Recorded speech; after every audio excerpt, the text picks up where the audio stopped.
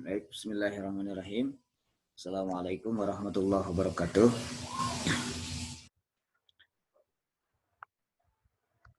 Ya, perkenalkan, nama saya Danis Wandi. Tanggal 11 kemarin saya mengisi kuliah umum berkenaan dengan penyebaran atau model penyebaran virus corona.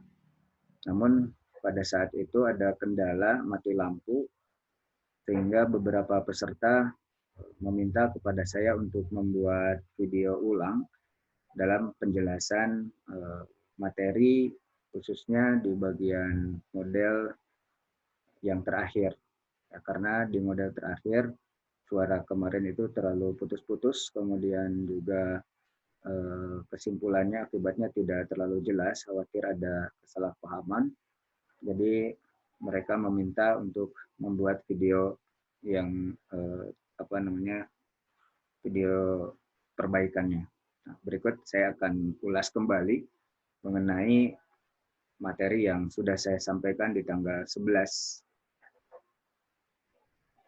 Oke. Nah,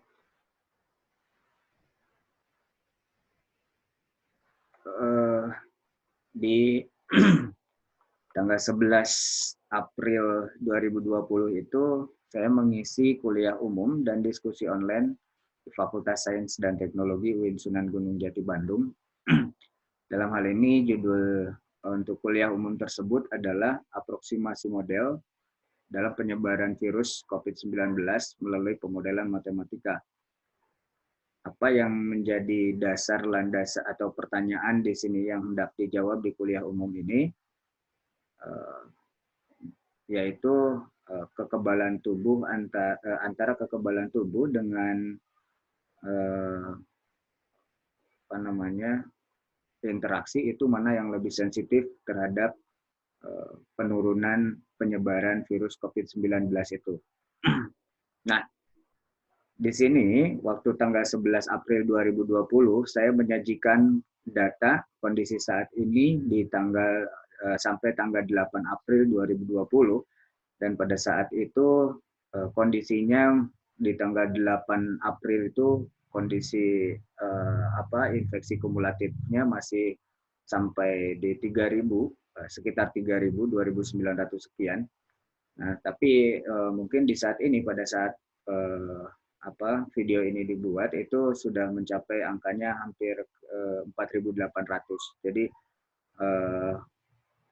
kondisi grafik ini sudah agak berbeda, namun kita tidak melihat puncaknya kapan terjadi ya di kuliah umum kemarin, tapi kita mempelajari mengenai perilaku dari model dinamik yang mengaproksimasi penyebaran virus COVID-19 itu sendiri. Nah, ini mungkin tidak saya jelaskan secara detail. Yang jelas di sini waktu tanggal 8 April 2020 itu akumulasi kematian masih tinggi dibandingkan dengan akumulasi yang sembuh.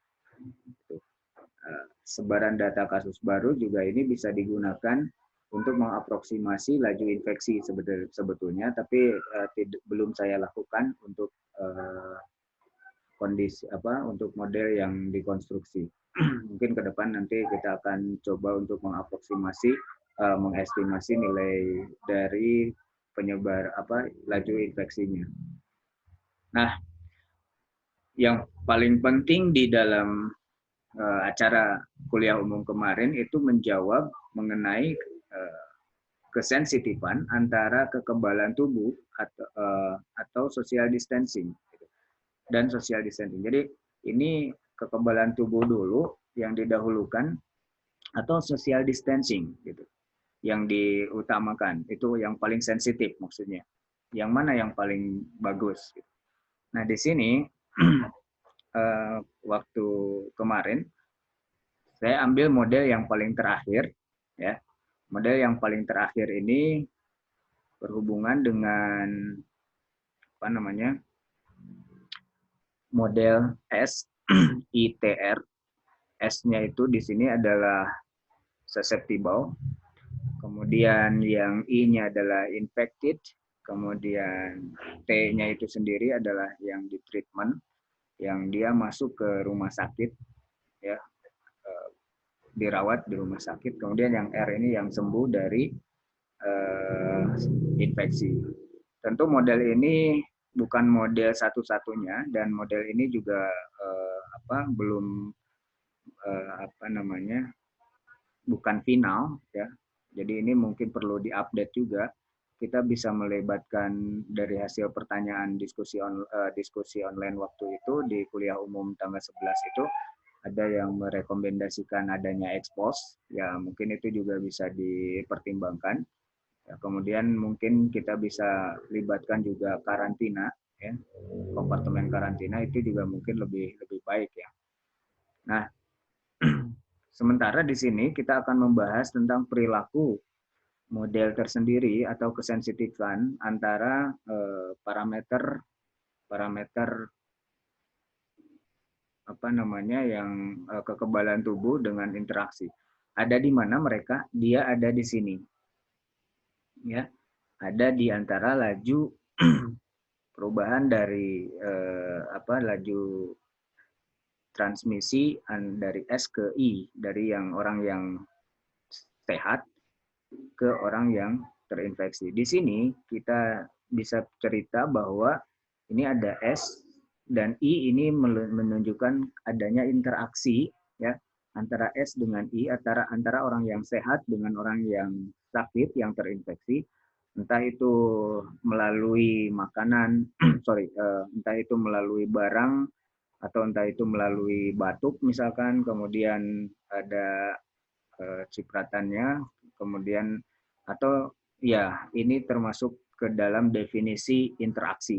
Jadi definisi interaksi itu tidak hanya orang tersebut ketemu, ya, tapi di sini juga interaksinya didefinisikan juga orang itu misalkan memegang suatu benda, kemudian meninggalkan virus di benda tersebut, kemudian ada orang sehat datang dan orang sehat itu memegang benda itu. Nah, itu juga dinamakan sebagai interaksi di sini, ya.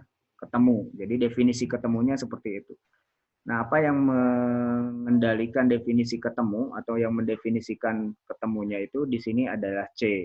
Jadi notasi C ini adalah bentuk interaksi, ya. Jadi dia faktor interaksi antara orang yang sehat dengan orang yang sakit gitu, yang terinfeksi. Sementara beta di sini ada di dalam di sini ada beta. Ya, itu beta itu dia laju infeksinya. Nah, kemudian di mana kekebalan tubuh? Kekebalan tubuh itu biasanya mereduksi atau mengurangi efek dari penyebaran virus COVID-19-nya itu sendiri. Nah, itu berada karena dia efeknya berkurang, dia ada di sini di bagian bawah, saya notasikan sebagai alfa. Jadi alfa ini adalah bobot untuk kekebalan tubuh. Ya, kalau bobotnya 0, artinya kekebalan tubuhnya nggak ada, maka dia akan sangat bergantung sekali dengan ini. Tidak ada hambatan di situ untuk menularkan, kecuali dengan adanya interaksinya saja yang mempengaruhi ke dalam sistem penyebaran virus COVID-19 itu. Nah, kemudian di sini saya tambahkan juga delta. Jadi ada delta di sini. Delta itu sebagai kematian akibat infeksi, ya, tapi ini murni betul-betul karena infeksi, bukan karena yang lain. Sementara di laporan mungkin itu sudah ada campuran, belum ada kejelasan kematiannya itu apakah disebabkan oleh virusnya itu sendiri atau mungkin karena penyakit lain yang sudah diderita kemudian ada virus, jadi lebih menderita lagi orang yang sakitnya sehingga dia meninggal. Itu belum dibahas jelas ya oleh data yang ada di internet gitu ya, data yang bisa diakses oleh publik itu belum jelas. Tapi beberapa komentar mungkin dari yang menyampaikan laporan itu, di situ ya juru bicara tentang COVID itu ada pernyataan bahwa itu juga ditimbulkan atau orang yang meninggal itu sudah mengidap penyakit yang lain. Nah, Di sini ada rho, ya ada rho I. Ini adalah laju transisi dari I ke T. Artinya orang yang terinfeksi dia lalu dirawat ke rumah sakit, di treatment di situ. Ya, di treatment. Kemudian setelah di treatment, ya, setelah di treatment, lalu dia punya laju kesembuhan, yaitu ETA di sini, ya, yaitu ETA.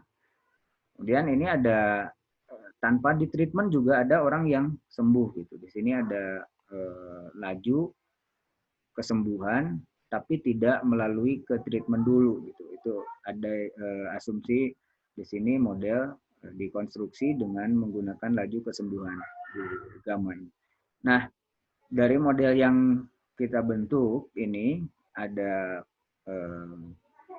bisa kita lihat di sini ada persamaan diferensialnya. Jadi model atau sistem yang mengendalikan penyebaran virus COVID-19 dari diagram kompartemen ini adalah sistem persamaan diferensial derajat 4 ini, di 4 dimensi ini, SITR. Nah, ini yang dikonstruksi terakhir pada kuliah umum ya. Nah, mungkin hari ini atau ke depan saya juga mungkin akan mengupdate model ini dan memperbaiki segala kekurangannya. Tapi satu hal yang penting di sini adalah peran antara social distancing dengan kekebalan tubuh itu sendiri. Jadi yang harus kita lihat di sini adalah C, ya. Di sini ada faktor C, itu adalah faktor interaksi, ya. Bobot interaksi, kemudian ada bobot untuk di sini alfa, bobot untuk kekebalan tubuhnya. Nah, kalau kita melihat definisi dari kesensitifan, yang saya akan kaji di sini hanya yang terlibat dengan orang kelompok orang yang terinfeksi saja, yaitu rho, ya. Kemudian ada gamma, ya, jadi ada rho dan gamma, kemudian ada delta, ada C, ada beta, ada alfa. Di sini yang tidak saya lihat adalah eta saja untuk analisis kesensitifannya. Nah, ketika kita lihat hasil dari analisis sensitivitas itu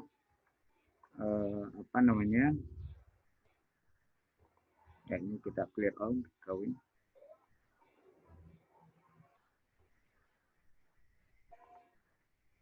Ini next.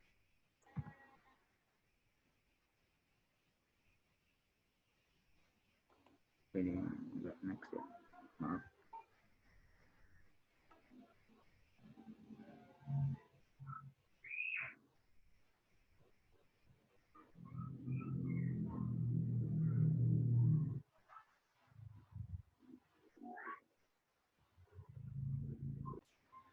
Oke, nah sekarang kita lihat sensitivitasnya terhadap kompartemen I atau kompartemen yang terinfeksi. Nilai-nilai parameter tadi ya sebelum ke analisis sensitivitas itu saya buat dalam bentuk saya estimasi terlebih dahulu ya. Diestimasi terlebih dahulu, kemudian hasil dari estimasi dengan error cukup besar sih, 6%, sekitar 6%, itu saya membawa dia ke analisis sensitivitas ini. Nah, ternyata hasilnya dengan error 6% ini, kita bisa melihat, pertama kita lihat dulu sensitivitas di sini, definisi dari sensitivitas. Definisi sensitivitas itu sendiri di sini adalah perubahan antara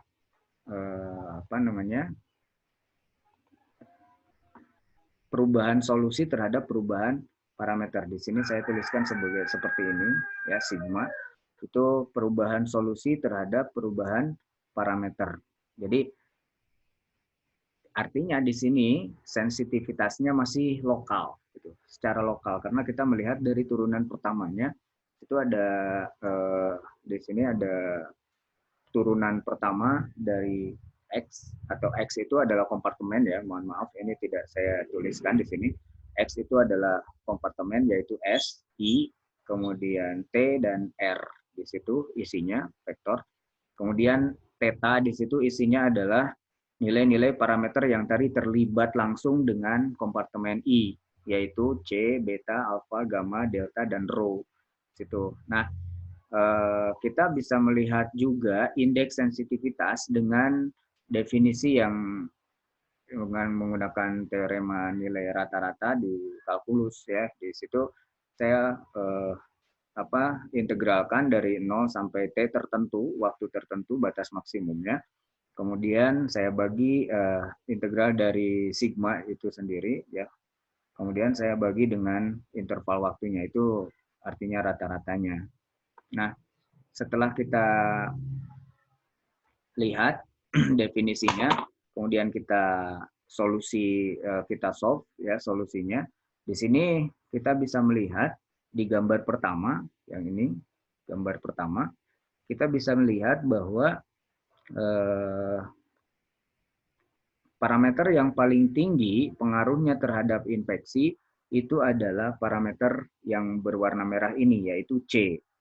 Ya, dengan yang berwarna hitam juga, ini juga tinggi ya. Yang berwarna hitam juga ini cukup tinggi ya. Di sini ada C, beta, alfa, gamma, delta, dan rho. Yang cukup tinggi itu adalah C, dan yang berwarna hitam ini. Yang berwarna hitam itu terdiri dari dari tiga unsur, tiga nilai parameter, yaitu gamma, delta, dan rho di sini. Ini sama-sama berwarna hitam. Bagian ini ternyata lebih sensitif. Tapi kalau kita bandingkan dengan alfa, alfa itu siapa? Alfa itu adalah kekebalan tubuhnya. Di sini ada do alfa terhadap I. Itu hanya di sini, ya, di puncaknya itu.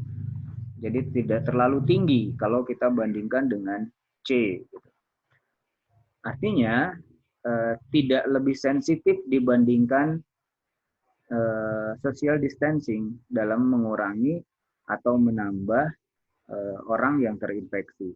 Nah, kalau kita lihat rata-rata dari ini, berarti T-nya itu, T besarnya itu adalah 150 di sini, sampai 150 kita buat, berarti ini kita integralkan dari 0 sampai 150 untuk sigma ini. Nah, ini penjelasannya, perubahan antara solusi atau I itu sendiri kalau di sini definisinya terhadap perubahan nilai parameter. Ya, dengan nilai-nilai parameter tentunya di awal sudah diestimasi terlebih dahulu terhadap data. Ya. Nah, kita lihat indeksnya. Indeksnya ternyata di sini yang paling tinggi itu, ya, yang bisa mengurangi orang-orang yang terinfeksi, itu adalah ketiga parameter ini, yaitu gamma, kemudian delta, kemudian rho. Siapa itu gamma? Ini laju kesembuhan ya, tanpa ditreatment. Ini juga oke, bagus. Kemudian ini juga delta, laju kematian. Kemudian yang satunya lagi rho, yaitu orang yang laju transisi dari tadi itu dari orang yang terinfeksi ke rumah sakit lah, katakanlah itu ya. Artinya apa? Artinya di sini sangat tinggi sekali bagian ketiga ini. Nah, kalau kita lihat dari ketiga ini, mana yang paling memungkinkan orang atau manusia melakukan intervensi, itu adalah bagian ini. Bagian orang yang ingin merawat dirinya ke rumah sakit, atau dia hendak datang ke rumah sakit. Jadi laju ini sangat tinggi ya. Laju orang atau kesadaran orang di rumah sakit, datang ke rumah sakit itu sangat berpengaruh terhadap penurunan orang yang terinfeksi. Dengan catatan tentu ini dengan asumsi ya. Dengan catatan bahwa di rumah sakitnya itu sendiri, pertama fasilitasnya memadai, kemudian yang kedua tenaga medis juga memadai, dan segala obat-obatan itu cukup. Itu diambil dari kondisi bahwa dari treatment itu tadi di kompartemen tidak ada laju yang meninggal akibat penyakit ya. Tapi dia langsung ke ke kesembuhan ya.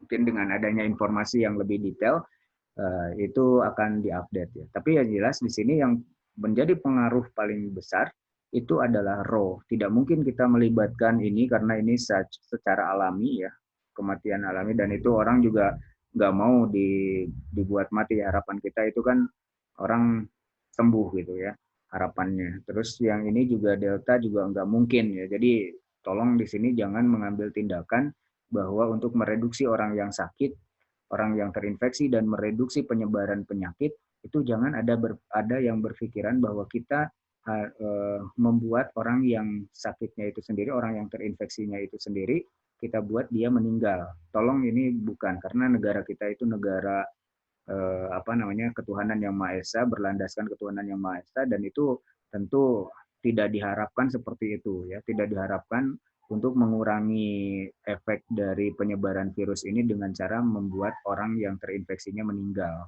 gitu, dan itu nggak bagus ya. Mungkin nanti interpretasi agar lebih baik nanti kita tambahkan itu orang yang di karantina, tapi itu juga sudah terwakili sebenarnya dengan adanya ini. Jadi di rumah sakit itu kan sebenarnya selain diobatin juga dia masuk ke karantina sebenarnya kan.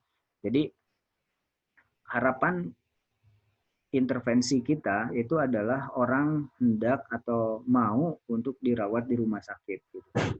Artinya di sini jangan sampai ada faktor penghambat orang untuk sadar atau orang untuk mau dirawat di rumah sakit. Jadi ketika kita punya ada informasi hoax gitu ya, atau mungkin informasi betul, fakta, tapi itu justru akan menimbulkan orang enggan untuk datang ke rumah sakit. Itu justru kita hilangkan, kita reduksi berita-berita yang seperti itu, kita kurangi agar orang-orang itu sadar dan ketika sakit orang itu datang segera ke rumah sakit gitu. Jangan sampai ada yang ketika dia mungkin sakit, yang mungkin saja ada orang yang sakit tapi dia tidak indikasi COVID, ya walaupun dia batuk panas, tapi ternyata sebenarnya ya faktanya, kalau misalkan kita lihat faktanya itu dia orang tidak terkena COVID misalkan, tapi dia enggan datang ke rumah sakit. Mungkin saja ada yang seperti itu. Kenapa? Karena orang tersebut ternyata jadi takut datang ke rumah sakit. Akibat apa? Akibat beberapa informasi yang tidak bertanggung jawab, akibat beberapa informasi yang tidak mengenakan, walaupun itu memang betul fakta. Gitu ya. Pertama mungkin karena dia orang yang beragama misalkan, kemudian ada orang yang ternyata tidak mau dimakamkan gitu, orang yang meninggal itu dari rumah sakit ya, pasti orang itu mungkin berpikiran kalau seperti itu ya, orang yang tadi itu yang enggak datang ke rumah sakit itu mungkin berpikir ya kalau seperti itu mendingan sakit tanpa diketahui penyakitnya apa gitu. Jadi ini faktor RAW ini yang padahal lebih besar efeknya itu justru lebih terhambat jadinya faktor RAW ini. Kalau faktor RAW ini kecil, berarti laju orang yang terinfeksi pun ini penyebaran penyakitnya itu akan kecil juga, gitu. Tereduksinya sangat kecil karena yang paling sensitif di sini adalah RAW yang memungkinkan kita mengintervensi di dalamnya. Kemudian kalau kita lihat bagian C ini, ternyata bagian C ini untuk yang positif itu lebih besar ya, dibandingkan kalau kita lihat dalam pengurangan atau yang mengurangi ini negatif, ini adalah alfa, laju alfa itu kekebalan tubuh. Jadi di sini antara social distancing dengan kekebalan tubuh yang paling besar, paling efektif dalam mengurangi laju penyebaran COVID-19 itu adalah interaksi. Jadi bobot interaksi itu lebih berpengaruh untuk bisa mereduksi. Jadi kalau misalkan interaksinya kecil, maka laju penyebaran infeksi pun akan kecil. dalam hal ini kalau kekebalan tubuhnya tinggi di sini, berarti tinggi berarti dia akan semakin negatif kan, karena berbanding terbalik di sini. Maka kalau semakin tinggi maka dia akan semakin besar untuk mereduksi penyebaran penyakitnya, ya, karena ini semakin membesar dan ini semakin negatif kalau nantinya semakin besar. Tapi kalau yang ini ketika interaksinya semakin banyak, ya, interaksinya semakin sering, maka infeksi akan bertambah. Kalau yang ini kekebalan tubuh semakin besar, maka infeksi akan berkurang, gitu di sini. Nah, kalau kita bandingkan bobotnya atau yang paling sensitif, ya, kesensitifannya, ternyata yang paling sensitif adalah ini, antara dua itu ya, antara kekebalan tubuh dengan ini kekebalan tubuh yang ini alfa dengan interaksi. Jadi langkah pertama dalam pencegahan penyebaran virus COVID-19 itu sendiri adalah mengurangi bobot atau frekuensi interaksi, gitu. Mengurangi frekuensi interaksi itu. Nah, itu akan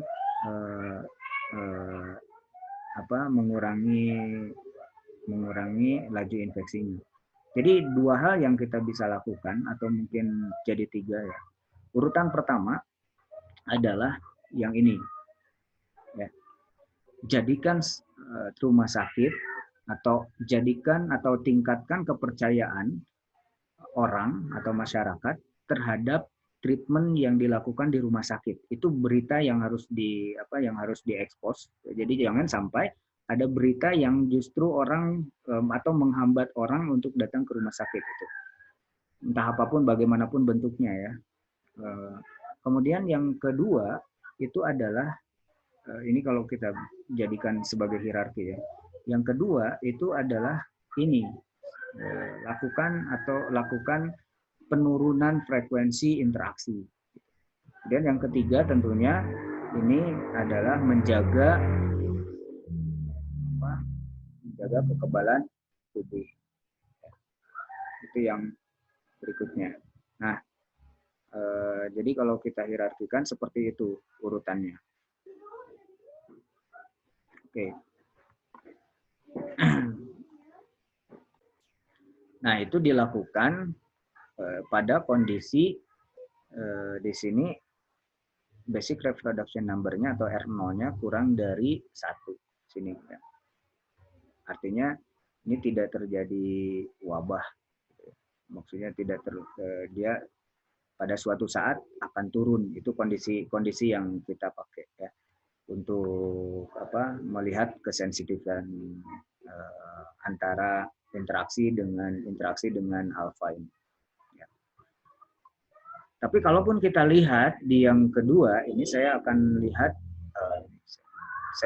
di bagian yang R0-nya lebih besar 1, artinya ini kondisi di mana terjadinya wabah yang sangat tinggi gitu, dia tidak kunjung berakhir ya, untuk waktu yang sangat lama dengan cara yang sama. Ini kita lihat ternyata masih sama saja. Yang paling efektif atau yang paling besar di sini adalah kondisi C di sini, atau yang paling sensitif adalah faktor interaksi.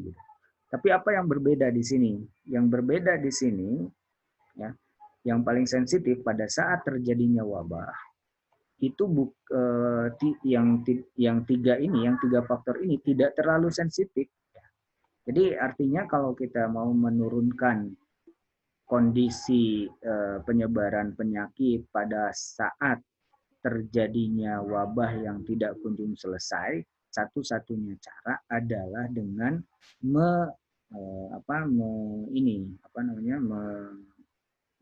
mengurangi frekuensi interaksinya, gitu, mengurangi frekuensi interaksi. Karena dengan mengurangi faktor frekuensi ini paling sensitif ini. Kalau kita lihat, kalau kita kurangi bagian ini C-nya, ya kurangi sedikit saja, itu akan sangat berpengaruh dan itu berdampak pada penyebaran virus COVID-19 itu sendiri ya. Jadi ketika terjadinya wabah ini biasanya dilakukan artinya mungkin saja dengan sendirinya ya. Karena orang-orang kalau mungkin sudah terjadi wabah di mana-mana gitu ya, tidak kunjung selesai, mungkin aja dia akan mengisolasi dirinya sendiri sebenarnya tanpa adanya aturan. Kalau sekarang kan mungkin karena kondisinya dianggap masih di R0 kurang dari 1, di sini masih ada fasilitas kesehatan dan lain sebagainya, dianggap ya itu masih dianggap sebagai suatu kepercayaan yang baik gitu. Jadi akibatnya apa? Akibatnya orang masih berleha-leha aja. Padahal sebenarnya yang walaupun kondisinya masih seperti ini yang kita lakukan adalah pembatasan interaksi gitu harusnya ya. Dan di beberapa kota sudah diterapkan itu dan itu efek yang sangat baik gitu nanti ke depannya. Dan itu sangat bagus dilakukan. Nah, ini akan sama ya kondisinya, tapi yang paling sensitif di sini adalah faktor interaksi. Jadi tetap faktor interaksi ini yang paling baik dilakukan. Gitu. Artinya bobotnya kalau dikurangi, maka laju interaksinya pun akan berkurang. Coba kita lihat beberapa skenario di sini. Ya. Ini saya gunakan yang pertama ini, ya gambar pertama ini saya gunakan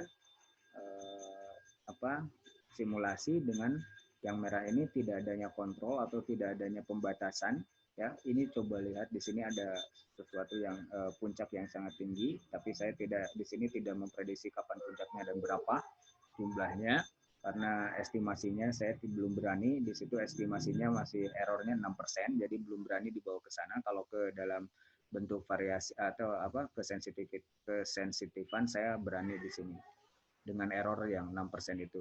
Ya. Kemudian yang kedua, ini low, mungkin sekarang ada istilah ya, ada istilah beberapa istilah yang disebutkan itu dengan isolasi diri gitu ya, isolasi mandiri itu mungkin levelnya low karena itu tidak ada paksaan hukum di situ. Akibatnya ya ini tergantung pada kesadaran saja. Apa yang terjadi kalau hanya isolasi yang diberlakukan?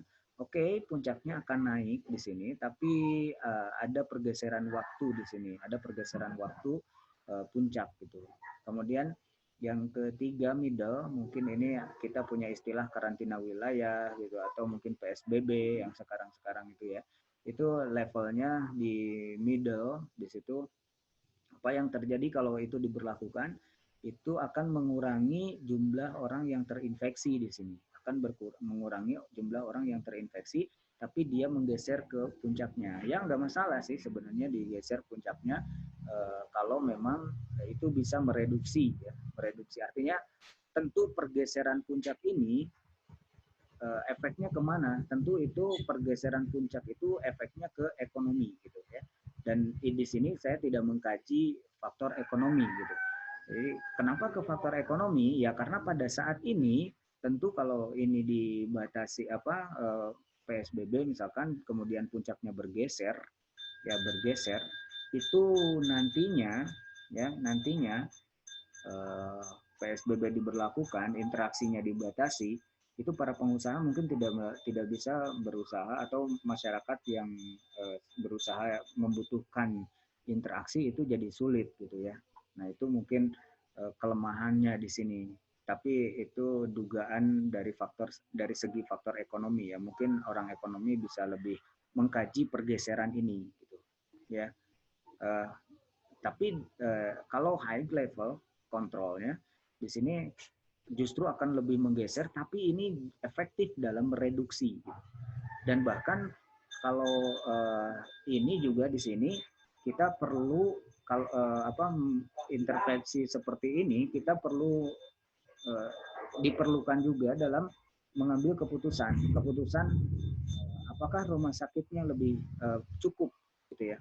Kalau misalkan cukupnya itu untuk kapasitas 100 orang misalkan 100.000 orang misalkan 100.000 orang ya mungkin apa yang harus kita lakukan, apakah langsung ke high level gitu atau ke middle control atau kemana gitu.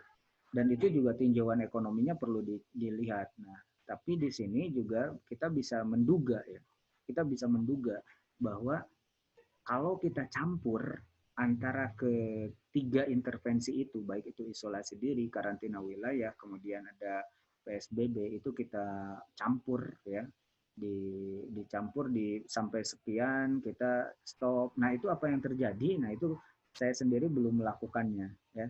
Tapi mungkin lebih silakan orang yang akan meneliti bagian ini juga itu mungkin akan menjadi challenge sendiri ya, akan menjadi tantangan tersendiri buat adanya mix di sini antara isolasi diri, low control, kemudian ada karantina wilayah dan high control. Mungkin itu akan berdampaknya ke faktor ekonomi yang lebih mungkin lebih baik gitu ya, mix itu. Tapi untuk mereduksinya saya belum tahu mereduksi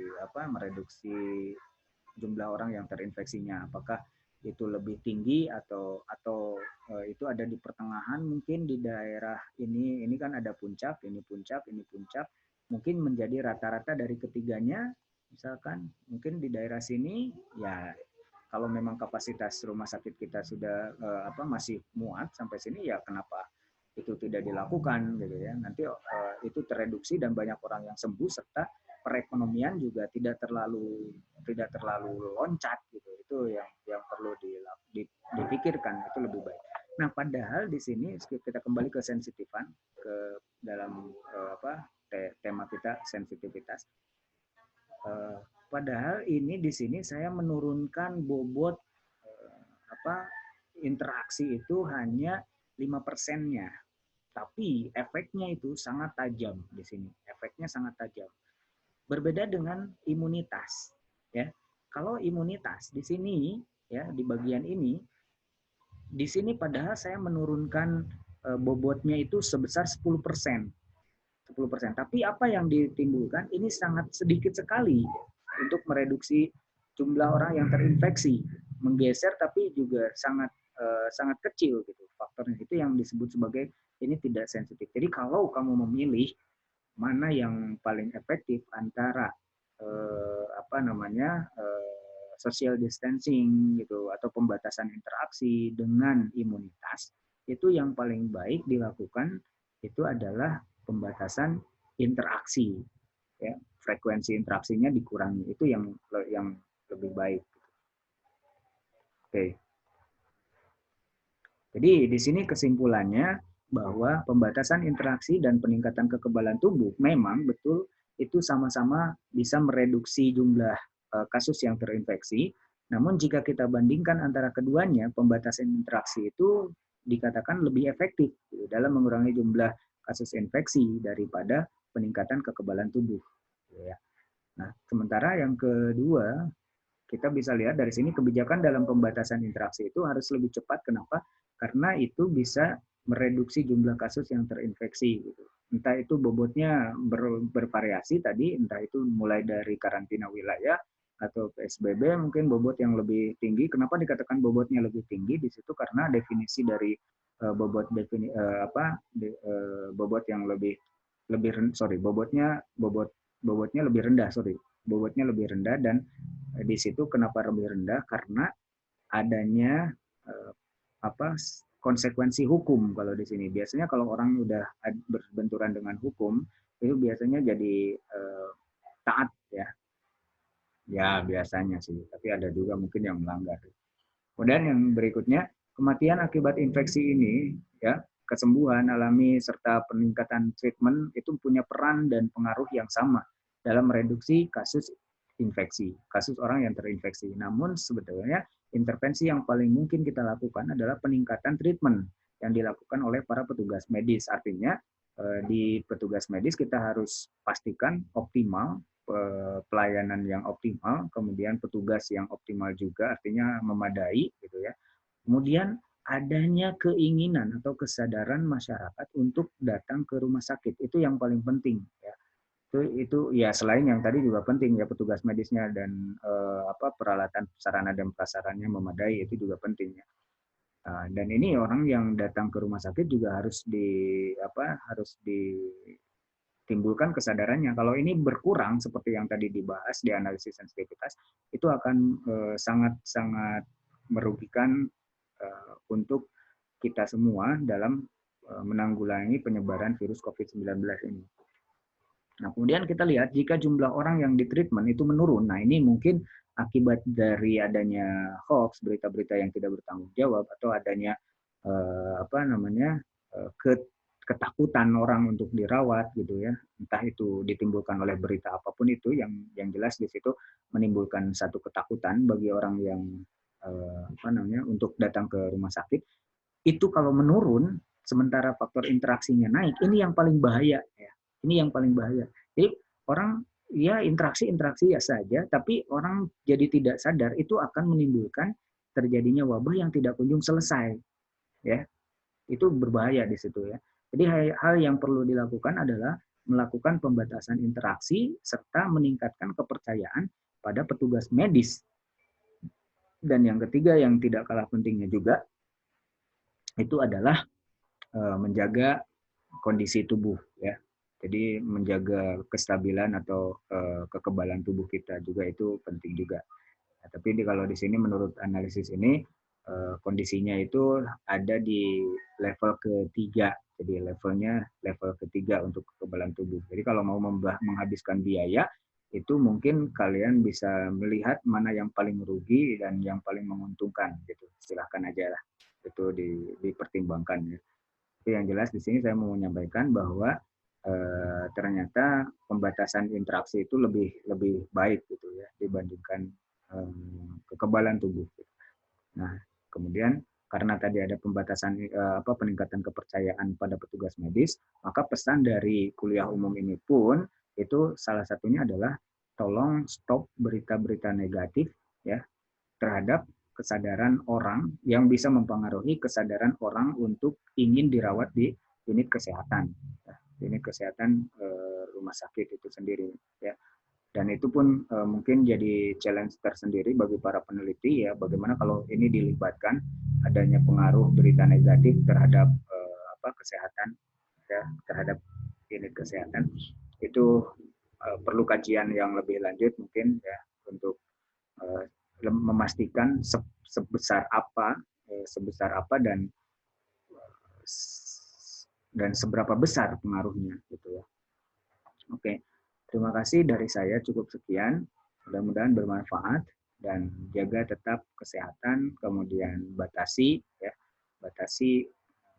interaksi, kemudian yang ketiga itu kalau kita sakit ya jangan sampai kita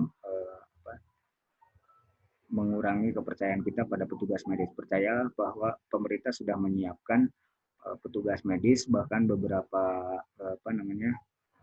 fasilitas yang bukan rumah sakit sekarang sudah dijadikan sebagai rumah sakit. Nah, itu bisa bagus efeknya, bisa meningkatkan kepercayaan kita bahwa betul-betul pemerintah sedang merawat orang yang atau merawatnya dengan optimal orang yang terkena dampak COVID-19 ini. Terima kasih. Assalamualaikum warahmatullahi wabarakatuh.